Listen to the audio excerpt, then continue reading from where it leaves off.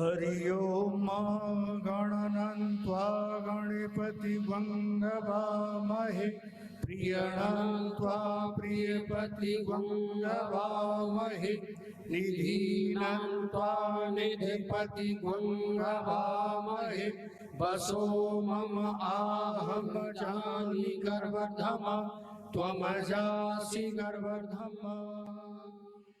जय श्री राम। भगवान राम हम सबके लिए एक आदर्श हैं। हम सब ने ये वाक्य बहुत बार सुना है, चरितम रघुनाथस्य शतकोटि प्रविस्तरम एकेकम अक्षरम पुंसाम महापातक नाशनम। भगवान श्री राम का चरित्र आनंद सुधा सिंधु है। इसमें जो एक बार अवगाहन करता है वो अमृत प्राप्त करके ही रहता है। हमारे पुराणों ने ईश्वर के चरित्र को नित्य बताया है। नित्य यानी जिसका कभी भी क्षय नहीं होता।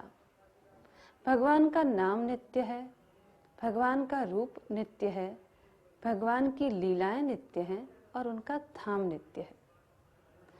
भगवान की लीला भी भगवत प्राप्ति का एक सहज सरल उपाय है। जब मानव इस धरती पर आता है तो उसकी स्वाभाविक वृत्ति है कि वो आनंद प्राप्त करे, मोह का क्षय हो जाए, उसे मोक्ष मिल जाए, वो माया के जंजाल से मुक्त हो जाए। इसी के लिए वो धर्म का संचय करता है, अपना निर्दिष्ट कर्म करता है, अपनी कामनाओं की पूर्ति करता है और फिर मोक्ष के साधनों के प्रति आकर्षित होता है।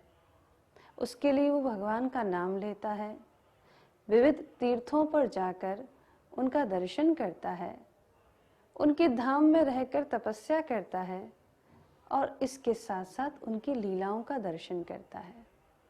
गोस्वामी तुलसीदास जी ने भगवत प्राप्ति के लिए भगवान की लीला को सुगम साधन माना है। लीला शब्द का अर्थ है लीयते लाल्यते या स लीला, व्यक्ति जिसमें लीन हो जाए। क्योंकि लीला में व्यक्ति आंखों के माध्यम से भगवान के स्वरूप से जुड़ता है। हमारे सामने स्वरूप सरकार विराजमान होते हैं, हम उनका दर्शन करते हैं और वो लीलाएं हमारे नेत्रों के माध्यम से हमारे भीतर जाकर हमारे हृदय में जो भी इस काल का कल्मश है, पाप है, उसका विनाश करती है। माया का पर्दा हटता है और हमें ईश्वर का साक्षात्कार होता है। तो लीयते जिसमें व्यक्ति लीन हो जाता है और लाल्यते जिससे उसका पोषण होता है।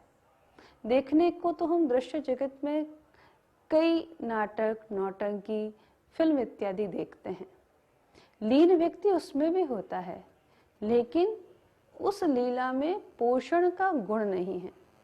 इस सिद्धांत को महाप्रभु वल्लभाचार्य जी ने अपने अणुभाष्य में स्पष्ट किया है। जब हम भगवान की प्रपत्ति में आते हैं, भगवान की शरणागति में आते हैं, तो लीला ही हमें भगवान से जोड़ती है। जब हम ये कहते हैं कि हे श्री कृष्ण, हे श्री राम, हम आपकी शरण में हैं। शरण ग्रहण, शरण शब्द का सही अर्थ है ग्रह रक्षित्वात्, जिसके द्वारा हमारी रक्षा होती है। जब हम भगवान की लीला का दर्शन करते हैं तो उसके माध्यम से उनके गुण, उनके स्वभाव, उनकी उदारता, उनका भक्तों के प्रति प्रेम, ये हमारे मन में बसता है। जब हम राम जी का चरित्र देखेंगे तो हम ये जानेंगे कि राम केवल नरावतारी ही नहीं है, वो तो सनातन पुरुष हैं। वो राम स्वयंभू मनु और शत्रुपा को दर्शन देते हैं नैमिषारण्य में। वो राम शंकर जी को विवाह के लिए प्रेरित करते हैं। वो नारद जी के प्रबोध का कारण बनते हैं और वही राम देवताओं के आग्रह पर नरावतार ग्रहण करते हैं। वही राम केवट के रूप में एक नाविक का मन रखते हैं, तो वही राम गिद्ध जटायु का उद्धार करते हैं। वही शबरी को गले लगाते हैं, तो वही सुग्रीवादी वानरों से मित्रता करते हैं। वही लंका का राज्य विभीषण को देते हैं। शुकदेव जी ने भागवत में रामचरित्र का वर्णन करते हुए एक बहुत सुंदर बात कही है कि जो राम जी का चरित्र देखता है, उनकी लीलाओं का श्रवण करता है, उनकी लीलाओं का दर्शन करता है, उसके मन से कठोरता हमेशा के लिए समाप्त हो जाती है, क्योंकि राम जी अत्यंत कोमल हैं, अत्यंत उदार हैं, शील युक्त हैं। उनकी लीलाओं का मर्म जानने के लिए तो वेद भी आकुल व्याकुल रहते हैं। ये कालखंड ऐसा है जिसमें हम प्रत्यक्ष दर्शन स्वरूप सरकार का नहीं कर सकते। ऐसे समय में आज की आधुनिक तकनीक का हमको धन्यवाद देना चाहिए, खास करके एवन टीवी का, जिसके माध्यम से आप रामलीला का घर बैठे दर्शन कर सकते हैं। जो एक तो कलाकारों को हम देखते हैं अभिनय करते हुए, उसकी बजाय जो मंचीय रामलीला का स्वरूप होता है उसमें भक्ति की प्रधानता रहती है। एक लंबे समय के भजन के बाद, नाम जप के बाद ये स्वरूप सरकार राम जी के रूप में आते हैं, संवाद याद करते हैं, उस रूप में स्वयं भी डूबते हैं और हमको भी उनसे जोड़ते हैं। उस समय हमें ऐसा नहीं लगता कि हम अपने घर में बैठे हैं या किसी पांडाल में बैठे हैं, हमें लगता है कि हम नित्य साकेत में बैठे हैं। इस अविनाशी स्वरूप का आप दर्शन करेंगे, राम जी के विविध प्रसंगों को आप देखेंगे। देखना ही नहीं है, इनका मनन भी करना है। मनन करने के साथ साथ ये निश्चय भी करना है कि हमें अपने भीतर के राम को पहचानना है। ईश्वर सर्वभूतानां हृद्देशे अर्जुन तिष्ठति। सभी लोगों के हृदय में राम जी का निवास है। वो जैसा स्वयं आचरण करते हैं वैसी ही अपेक्षा अन्य लोगों से भी करते हैं। हमें उनके जैसा बनना है, अपने भीतर के रावण का अंत करना है, राम को जागृत करना है। और योगियों के लिए तो राम रमण स्थली है, रमन्ते योगिनम यस्मिन् स राम।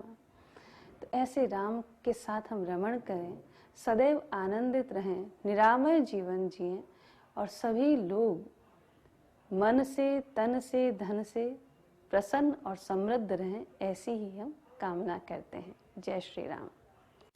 राजस्थान ही नहीं पूरे देश के बहुत ही मशहूर पत्रकार,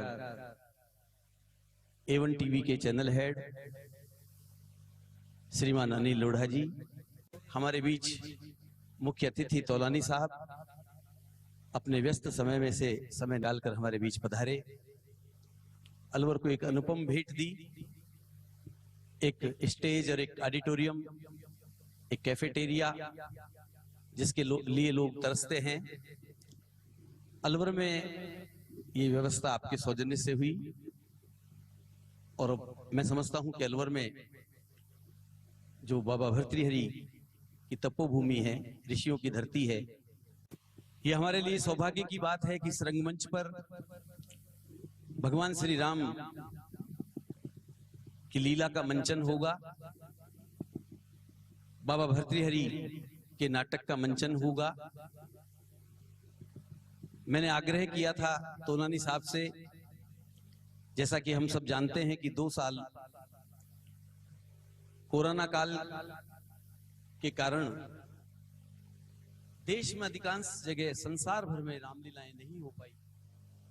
हमारे चैनल हेड श्रद्धेय अनिल लोढ़ा जी का कि उन्होंने चैनल पर प्रतिदिन 1 घंटे और 3 बार उसके रिपीट टेलीकास्ट की व्यवस्था एवन टीवी पर पिछले साल की। पिछले साल जैन ऑडिटोरियम में शूटिंग थी,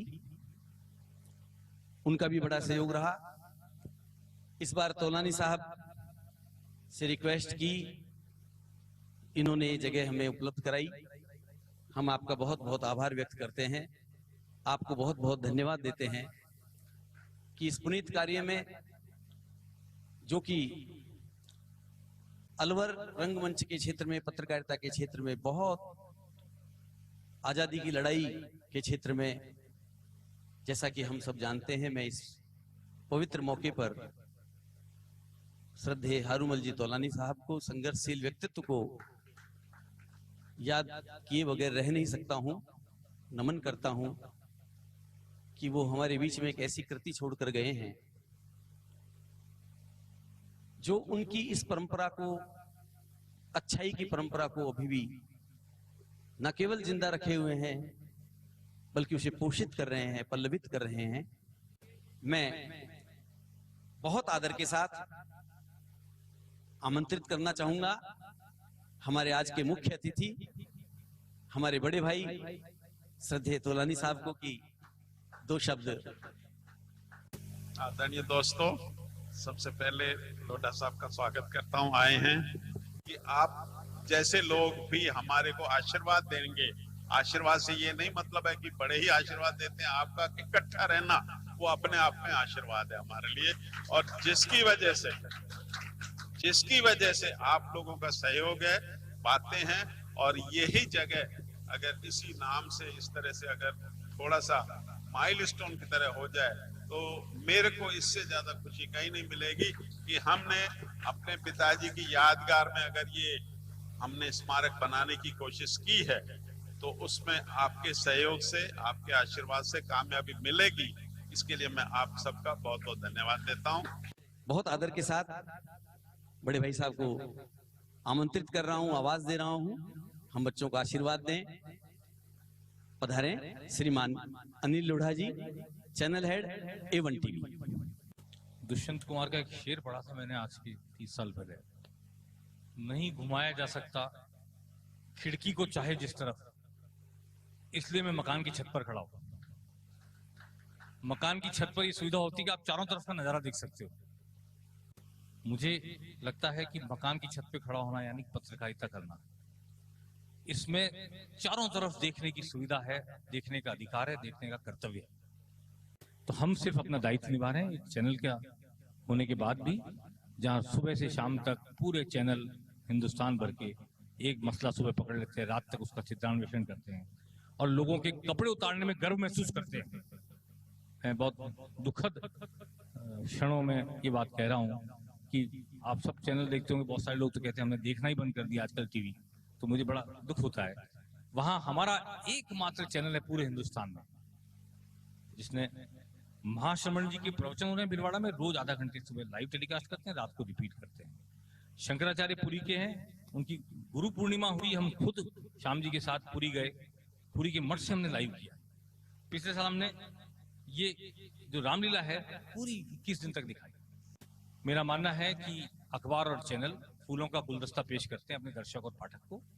इस गुलदस्ते में सभी रंगों के फूल होने चाहिए, सभी तरह की खुशबू होनी चाहिए और थोड़े थोड़े कांटे भी होने चाहिए जो फूलों के साथ होते हैं, ताकि समाज को हकीकत से रूबरू भी कराएं और एक खुशबू भी फैलाएं। ये खुशबू फैलाने का उपक्रम है रामलीला। बहुत सारे लोगों में छुपी हुई प्रतिभा है, बच्चे से लेकर बड़े तक सबके लिए हम मंच दे सकें, यही हमारी कामयाबी का सफर होगा। इसी उद्देश्य को लेकर हम रामलीला भी दिखा रहे हैं और मैं सभी कलाकारों का शुक्रिया अदा करता हूं कि वो पूरी शिद्दत के साथ यहाँ आएंगे और काम करेंगे तो हम उन्हें वो मान सम्मान दे पाएंगे जो कोरोना काल में जिससे वो महरूम रह गए हैं। पिछले 2 साल से जो विद्रूप देखने को मिला है, समाज में अलगाव पैदा हो गया है, सामाजिकता खत्म हो गई है, लोग घर से बाहर निकलना भूल गए हैं, इकट्ठे होना भूल गए हैं। इसके बीच कला संस्कृति सब जीवित रहे। और एक 4 पंक्तियां मैंने कभी कॉलेज के जमाने सुनी थी, सभ्यता की जिस अटारी पर खड़े हो, जानते हो अब तक कैसे बची है, नाम लेकर जी रहे जिस संस्कृति का, वो हम ही बदनाम लोगों ने रची है। समाज में पत्रकारों का नाम अब तो उस सम्मान से नहीं लिया जाता जिस सम्मान से पहले लिया जाता था, लेकिन फिर भी हम कोशिश कर रहे हैं कि हमारे पूर्वज हमारे हाथ में जो संस्कृति की पताका देके गए हैं वो ऊंची बनी रहे, फहराती रहे। जो मशाल जलाकर हमें दे गए हैं मूल्यों की, सांस्कृतिक मूल्यों की, जीवन मूल्यों की, उस मशाल को हम वैसे ही धधकती हुई अपने आने वाली पीढ़ी को सौंप कर जाएं। आप सबको बहुत शुभकामनाएं, बहुत धन्यवाद और तोलानी साहब का एक बार फिर धन्यवाद। प्रभु समर्थ सर्वज्ञ शिवीर, सकल कला गुण धाम, जोग ज्ञान वैराग्य निधि, प्रतिकल्प तरुणा जो मोह पर प्रसन्न सुखुरासी जो मोह पर प्रसन्न सुखुरासी जानहि सत्य मोहने जिदासी तो प्रभु हरहु मोर अज्ञान तो प्रभु हरहु मोर अज्ञान कह रघुनाथ कथा वेदना कही रघुनाथ कथा वेदना। हे प्रभु, मैं आपकी दासी हूँ। कृपया आप मुझे यह बताइए कि श्री राम कौन थे? क्या ये राजा दशरथ के पुत्र थे या फिर कोई और थे? कृपया आप इनकी अवतार की संपूर्ण कथा मुझे बताइए। धन्य धन्य गिरिराज कुमारी धन्य धन्य गिरिराज कुमारी तुम समान नहीं हो पुकारी तुम समान नहीं हो पुकारी। हे गिरिराज कुमारी, तुम धन्य हो। तुम्हारे समान इस संसार में कोई उपकारी नहीं है। जो तुमने श्री राम जी की कथा का प्रसंग पूछा है, हे पार्वती, तुमने जगत के कल्याण के लिए ही यह प्रश्न पूछा है। यद्यपि तुमने ये मोहवश ही पूछा है कि वो श्री राम राजा दशरथ के पुत्र हैं अथवा कोई और है। हे राजकुमारी, मोह को छोड़ दो और श्री राम जी के चरणों का स्मरण करो। हे देवी पार्वती, जब जब धर्म की हानि होती है और नीच राक्षस बढ़ जाते हैं, तब तब कृपा निधान प्रभु श्री राम भांति भांति के शरीर धारण कर अवतार लेते हैं और असुरों को मार देवताओं को स्थापित करते हैं। हे देवी पार्वती, वो मर्यादाओं की रक्षा करते हैं, वेदों की रक्षा करते हैं और इस संसार में अपना निर्मल यश फैलाते हैं। हे देवी पार्वती, श्री राम जी की कथा को मैं आपको विस्तार से बतलाता हूं, आप उसे ध्यान पूर्वक सुने। नारायण नारायण श्रीमन नारायण नारायण नारायण श्रीमन नारायण नारायण नारायण श्रीमन नारायण नारायण नारायण श्रीमन नारायण नारायण नारायण भजो नारायण नारायण नारायण भजो नारायण नारायण नारायण बद्री नारायण नारायण नारायण बद्री नारायण नारायण नारायण बद्री नारायण नारायण नारायण श्रीमन नारायण नारायण नारायण श्रीमन नारायण नारायण नारायण श्रीमन नारायण नारायण नारायण। आहा, कैसा रमणीक स्थल है। पतित पावनी गंगा का किनारा है। शीतल सुगंधित ब्यार बह रही है। कुछ समय यहां बैठकर श्री प्रभु का ध्यान लगाया जाए।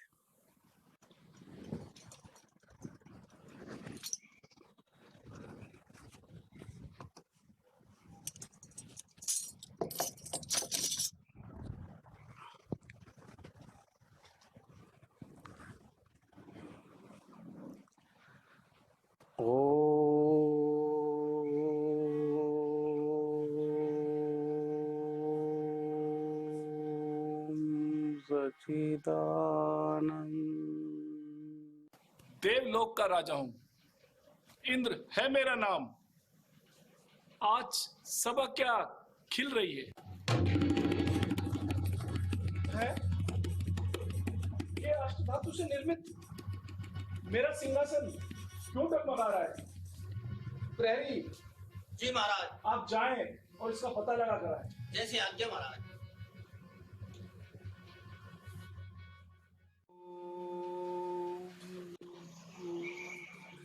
भगवते वासुदेवा।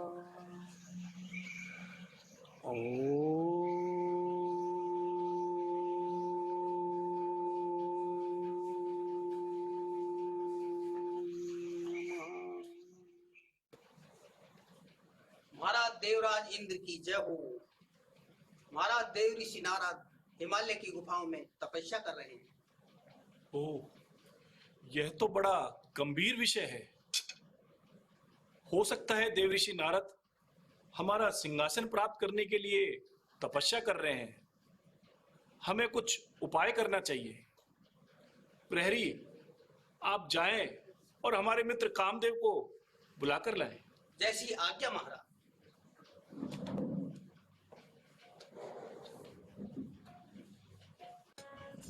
महाराज देवराज इंद्र की जय। मित्रवर,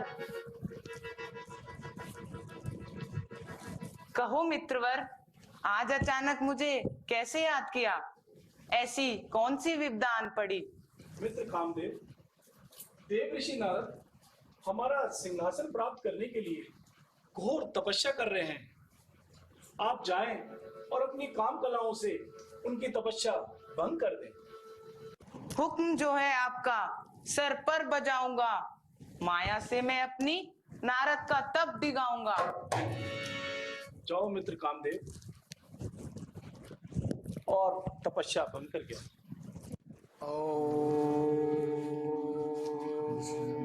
नमः भगवते वासुदेवाय। हम अभी अपनी माया द्वारा इनकी तपस्या भंग कर देते हैं।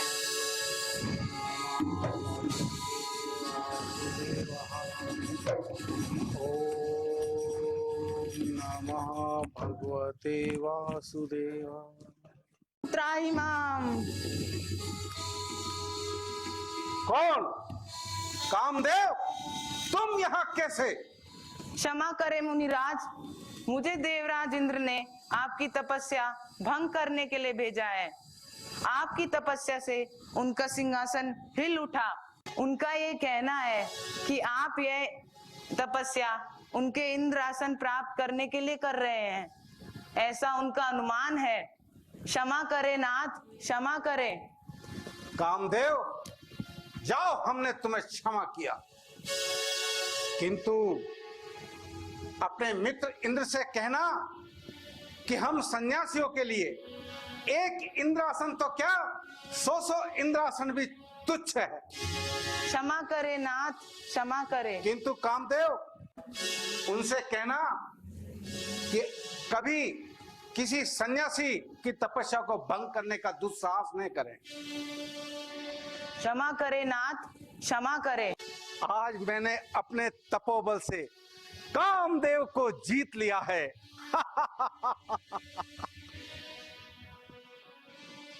अब ये समाचार मुझे देवों के देव भगवान शंकर को सुनाना चाहिए। वो अति प्रसन्न होंगे।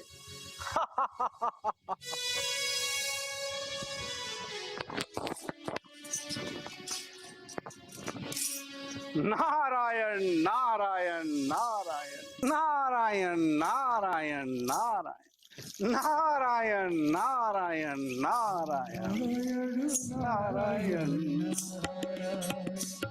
श्रीमन्नारायण नारायण हरे श्रीमन्नारायण नारायण हरे हरे नारायण नारायण हरे हरे श्रीमन्नारायण नारायण नारायण। कैलाशपति भगवान शंकर की जय हो। आयुष्मान भव। नारद, कहो आज बड़ी प्रसन्न मुद्रा में कहाँ से चले आ रहे हो? नारायण नारायण नारायण। प्रभु, आज प्रसन्नता की ही बात है। आज मैंने अपने तपोबल से कामदेव को जीत लिया है। प्रभु, कामदेव को जीत लिया है। नारायण नारायण नारायण। यह तो अच्छी बात है नारद।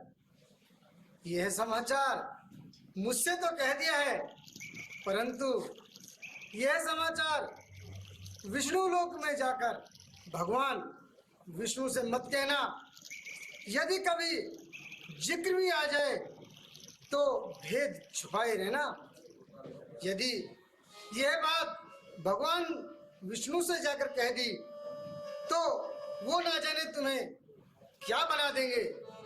इसलिए नारद, मेरी सलाह है, तुम इस बात को भगवान विष्णु से मत कहना। इसी में तुम्हारी भलाई है।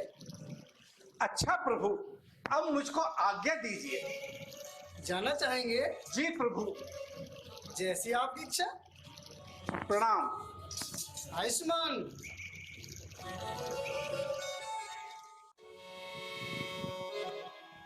ये तो भांग धतूरा खाकर के मस्त रहते हैं। इनको औरों की खुशी में कोई खुशी नहीं है। अब ये समाचार मुझे अपने पिताश्री से कहना चाहिए। वो पुत्र की इस कामयाबी पर बड़े प्रसन्न होंगे। नारायण नारायण श्रीमन्नारायण नारायण नारायण श्रीमन्नारायण नारायण नारायण श्रीमन्नारायण नारायण नारायण श्रीमन्नारायण नारायण श्रीमन्नारायण नारायण नारायण श्रीमन्नारायण नारायण नारायण श्रीमन्नारायण नारायण नारायण श्रीमन्नारायण नारायण नारायण नारायण नारायण नारायण। पिताश्री के चरणों में नारद का प्रणाम। आयुष्मान बापू नारद। कहो पुत्र नारद, आज तो बड़े प्रसन्न दिखाई दे रहे हो, क्या कारण है पुत्र? पिताश्री, प्रसन्नता की ही बात है। आज आपके पुत्र ने कामदेव को जीत लिया है। पिताश्री, कामदेव को जीत लिया है। नारायण नारायण नारायण। पुत्र नारद, ये बात तुमने मुझसे तो कह दी, किंतु ये बात विष्णु लोक में जाकर विष्णु भगवान से मत कहना, अन्यथा आपको पछताना पड़ेगा पुत्र नारद, क्योंकि भगवान विष्णु गर्भ को चूर करने वाले हैं। अच्छा पिताश्री, अब मुझको आज्ञा दीजिए। जैसी आपकी इच्छा। नारायण नारायण नारायण। पिताश्री तो सठिया गए हैं। इनको अपने पुत्र की खुशी में भी खुशी नहीं है। अब ये समाचार मुझे मेरे परम हितैषी भगवान विष्णु को बताना चाहिए। वो अति प्रसन्न होंगे। नारायण नारायण नारायण। श्रीमन्नारायण नारायण नारायण श्रीमन्नारायण नारायण नारायण भजमन्नारायण नारायण नारायण श्रीमन्नारायण नारायण हरे श्रीमन्नारायण नारायण नारायण श्रीमन्नारायण नारायण नारायण हरे हरि श्रीमन्नारायण नारायण हरि हरि श्रीमन्नारायण नारायण हरि श्रीमन्नारायण नारायण हरि लक्ष्मीपति भगवान विष्णु के चरणों में प्रणाम। आइए देव ऋषि नारद, आज आप बहुत प्रसन्न दिखाई दे रहे हैं। कहो क्या कारण है? प्रसन्नता की ही बात है प्रभु। जब मैं आपके यहाँ से जा रहा था, हिमालय की वादियों को देख करके मेरा मन तपस्या को हुआ प्रभु, तपस्या को हुआ। ओ प्रभु, मैं तपस्या में लीन हो गया और मेरी तपस्या से घबराकर देवराज इंद्र ने मेरी तपस्या भंग करने के लिए कामदेव को पठाया और कामदेव भी प्रभु मेरी तपस्या को भंग कर ना सका और उन्होंने हार मान ली। तो प्रभु, आज मैंने अपने तपोबल से कामदेव को जीत लिया प्रभु, कामदेव को जीत लिया। नारायण नारायण नारायण। मुनिराज, कामदेव को जीतना बड़ी टेढ़ी खीर है।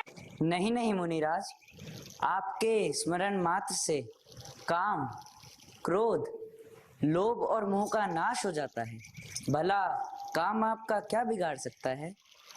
अच्छा मुनिराज, आप ये तो बताइए कि कामदेव को जीतते वक्त आपका ध्यान कहाँ था?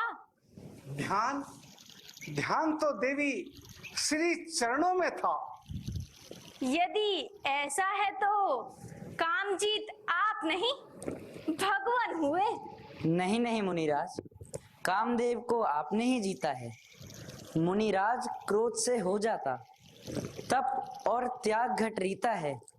मैं कहता हूँ, हाँ अब मैं कहता हूँ, काम तुम्ही ने जीता है। मैं और तुम दो नहीं एक हैं। क्यों तुम पर छाप ताप की है जीत आपकी तो मेरी भी जीत आपकी है। नहीं नहीं स्वामी, कामजीत मुनिराज तो घाटे का व्यापार नहीं करते, ये तो केवल यश के अभिलाषी हैं। अच्छा प्रभु, अब मुझको आज्ञा दीजिए। जाएंगे? जी प्रभु, जैसी इच्छा। नारायण नारायण नारायण नारायण नारायण नारायण। आज मैंने जान लिया है कि नारद के हृदय में गर्व रूपी वृक्ष पैदा हो गया है। अब मैं उसे उखाड़कर समूल नष्ट कर दूंगा।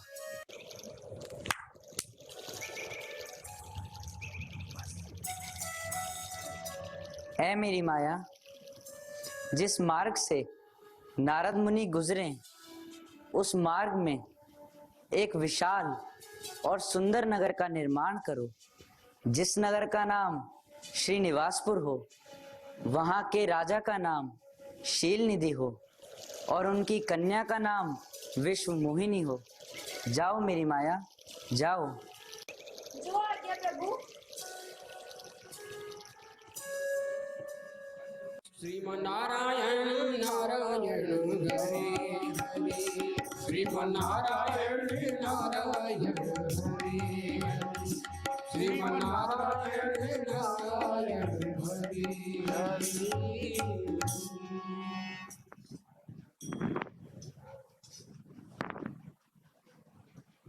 ये नगर पहले तो नहीं था। हम इस मार्ग से अनेकों बार निकले हैं। कहीं मैं रास्ता तो नहीं भूल गया? चलो उन नागरिकों से पूछते हैं। क्यों भाई, इस नगर का क्या नाम है और इसके राजा कौन है? पहले तो हमने इस नगर को कभी देखा नहीं। प्रणाम महाराज, ये नगर बहुत पुराना नगर है। इस नगर का नाम श्रीनिवासपुर है। हमारे राजा का नाम शीलनिधि महाराज। और ये जो तोरण द्वार ये साज सज्जा ये किस लिए है? हे महाराज, हमारे महाराज की पुत्री विश्व मोहिनी का स्वयंवर है। उसी की खुशी में ये साज सज्जा सजावट चारों ओर दिखाई दे रही। तो हमको भी वहां चलना चाहिए। जाओ और अपने महाराज से कहो कि देव ऋषि नारद पधारे हैं। कैसे आज्ञा महाराज।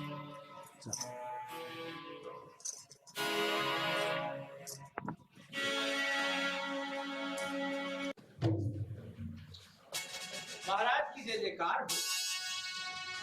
कहो दूत, क्या समाचार लाए हो?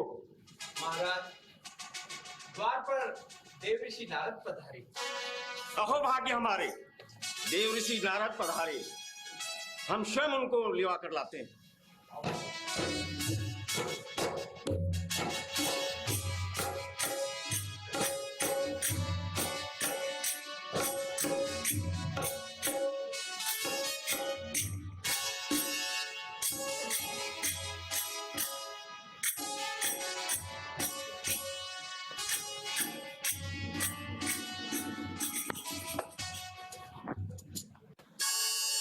देव ऋषि के चरणों में शील निधि का प्रणाम स्वीकार हो। आयुष्मान भव। देव ऋषि, मेरी पुत्री विषमा होनी का स्वयंवर है। कृपया उसकी हस्तरेखा देखकर उसके गुण दोष को विवेचन कीजिए। ठीक है राजन, पुत्री को बुलवाइए। दूत, जाओ और पुत्री को लेकर आओ। जो आज्ञा महाराज।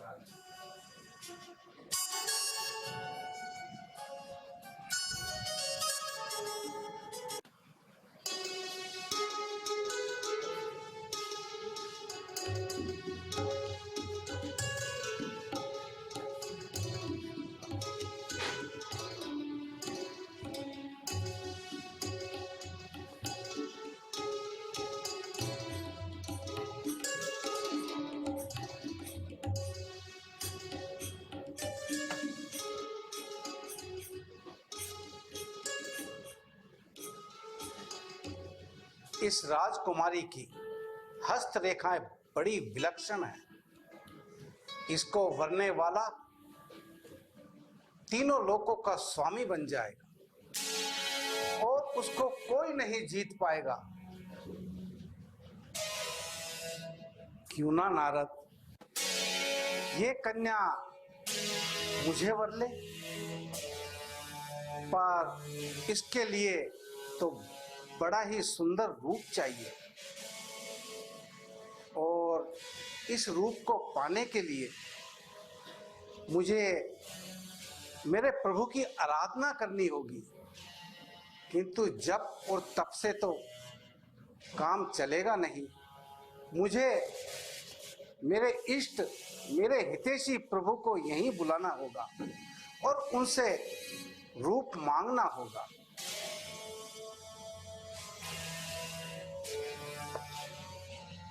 राजन, आपकी कन्या बड़ी विलक्षण है और इसको वरने वाला कोई सौभाग्यशाली होगा। अच्छा राजन, अब मुझे आज्ञा दीजिए। कैसे?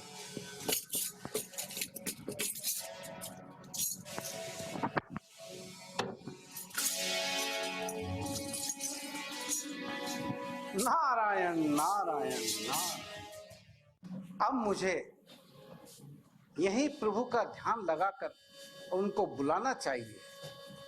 ओम नमः भगवते वासुदेवाय। कहो नारद, मुझे कैसे याद किया? हे प्रभु, आप तो अंतर्यामी हैं। आप सब कुछ जानते हैं प्रभु, सब कुछ जानते हैं। प्रभु, जब मैं आपके यहाँ से आया था तो रास्ते में एक बहुत ही सुंदर नगर को देखा। उस नगर का नाम श्रीनिवासपुर है। वहाँ के राजा शील निधि है और प्रभु उनकी कन्या विश्व मोहिनी है। और प्रभु वास्तव में ही वो विश्व मोहनी है। प्रभु आप ऐसा कीजिए कि वो कन्या मुझे वर ले। आप मेरे परम हितैषी है प्रभु, आप मेरे परम हितैषी है। हे नारद जी, हम वही करेंगे जिससे आपका परम हित है। हे योगीराज, रोगी वैद्य से वह वस्तु मांगता है जिसमें उसका अहित हो, तो वैद्य उसे वो वस्तु कभी नहीं देता। इसी प्रकार हम भी तुम्हारा परम हित करेंगे नारद। तो प्रभु आप मुझे अपना हरि रूप प्रदान कीजिए प्रभु, आप मुझे अपना हरि रूप प्रदान कीजिए प्रभु। तथास्तु। नारायण नारायण नारायण। स्वयंवर का समय हो गया है, मुझे शीघ्र चलना चाहिए। वो सामने पूर्ववासी आ रहे हैं, उनसे पूछता हूँ। क्यों भाई, स्वयंवर में कितना समय है? हे राजकुमार, बस आपकी ही प्रतीक्षा है। स्वयंवर का समय हो गया, चलो। वैसे मैं कैसा लग रहा हूँ? आप तो साक्षात विष्णु लग रहे हैं। राजकुमारी आपका ही वर्ण करेगी। अच्छा, हाँ। तो भाई शीघ्र चलें। हाँ बिल्कुल। तो चलो भाई, आपकी ही प्रतीक्षा है। आओ भाई। अब कैसा लग रहा हूँ मैं? बहुत सुंदर। कोई कमी तो नहीं है ना? बिल्कुल साक्षात विष्णु लग रहे हैं। तो चलो भाई, शीघ्र चलो। आओ राजकुमार जी, आओ।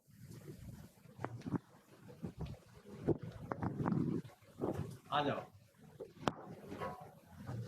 विराज।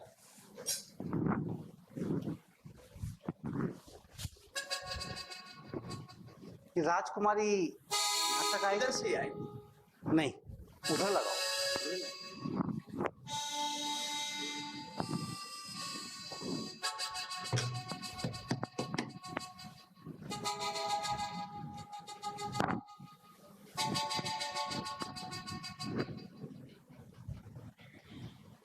नहीं भाई, इसको वहीं लगाओ। राजकुमारी किधर से आएगी? इधर से आएंगे। इधर से आएगी तो वहां लगाओ, वहां लगाओ। सही।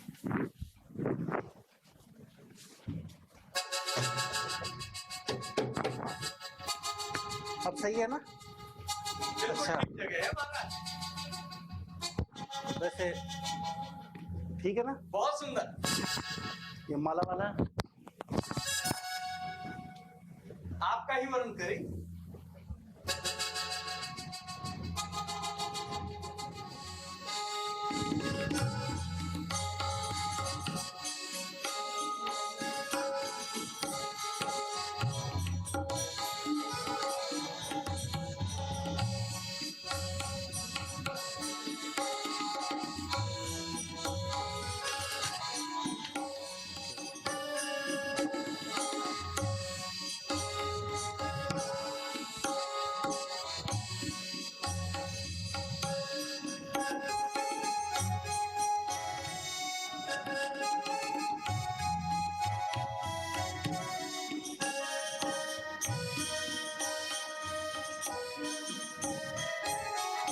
राजकुमारी कहाँ गई? महाराज गई, जहां से आई थी वहीं गई। भाई राजकुमारी कहाँ गई? विराजो आप तो महाराज। मैं पूछता हूँ राजकुमारी कहाँ गई?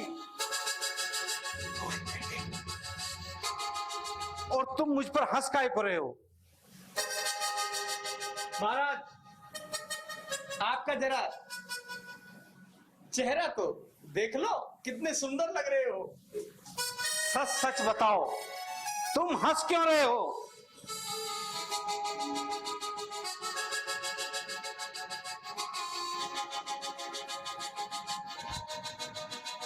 तुम बताओ।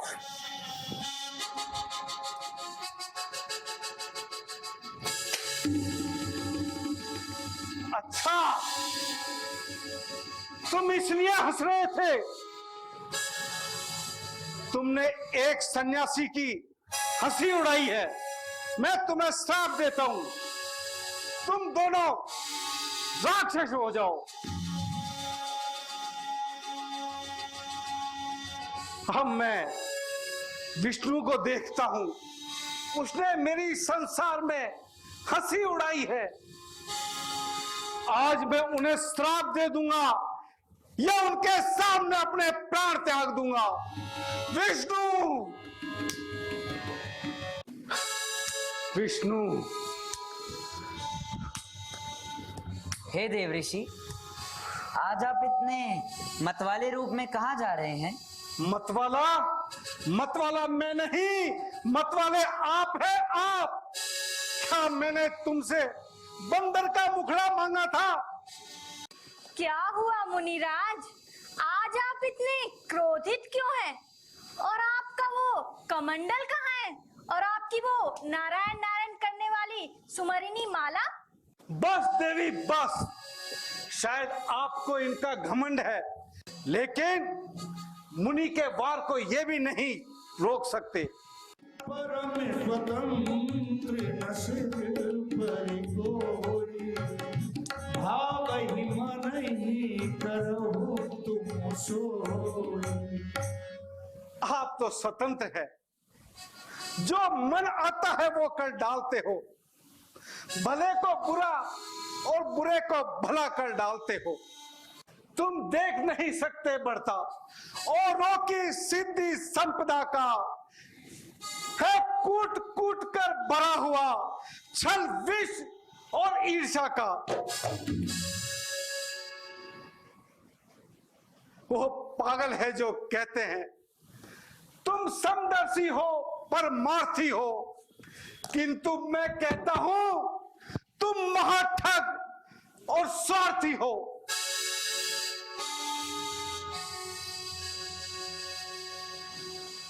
सागर मंथन के अवसर पर शंकर तक को भरमाया था, अमृत दे दिया देवताओं को और भोले को विष पिलाया था। क्या इंद्र और चतुरानन सबको धोखे में पटक गए? कौस्तुभ से छाती शोभित की और लक्ष्मी को लेकर सटक गए। तुमने भले घर न्योता दिया है, अब मैं तुमको देख लूंगा। आज तक आपका किसी से पाला नहीं पड़ा। विष्णु, अब मेरा श्राप सुनो। संयोगी तुम बने हो, देकर मुझे वियोग, तुम भी विरही बनोगे, खोजोगे संजोग। बंदर का मुखड़ा दिया मुझे तो सहाय करेंगे बंदर ही, जब विपदा तुम पर आएगी तो सहाय करेंगे बंदर ही। देव ऋषि का श्राप सिरोधार्य हो।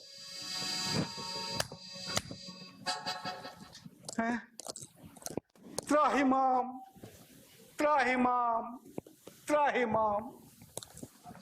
मैंने ये क्या कर डाला? अपने प्रभु को श्राप दे दिया। मेरा श्राप मिथ्या हो, मिथ्या हो, मिथ्या हो प्रभु। हे नारद, उठो। ये जो कुछ भी हुआ है मेरी इच्छा से हुआ है। ये सब खेल मेरी माया द्वारा रचाया गया है। प्रभु, मैंने अज्ञानतावश ना जाने आपको क्या क्या कह दिया। प्रभु, प्रभु, मेरे ये पापों का प्रायश्चित कैसे होगा प्रभु? कैसे होगा? कैसे होगा? हे नारद जी, आप जाकर शंकर के सतनाम का जाप करो। मुझे शिव से प्रिय कोई नहीं है और अब मेरी माया तुम्हें कभी नहीं सताएगी। जो आज्ञा प्रभु। लक्ष्मीपति भगवान विष्णु की जय। नारायण नारायण नारायण। नारायण नारायण नारायण। क्षमा उठो गणों, क्षमा महाराज, उठो। हम तो शिव जी के गण हैं महाराज, हमारी गलती को क्षमा कीजिए महाराज, क्षमा कीजिए महाराज। देखो, जो श्राप दिया है वो मिथ्या नहीं हो सकता। आप राक्षस योनि में जन्म लेंगे और जब त्रेता युग में नारायण नरक में अवतार लेंगे तब वो राक्षसों का वध करेंगे और उसी समय आपकी मुक्ति होगी। अतः अब आप जाइए और राक्षस योनि को प्राप्त कीजिए।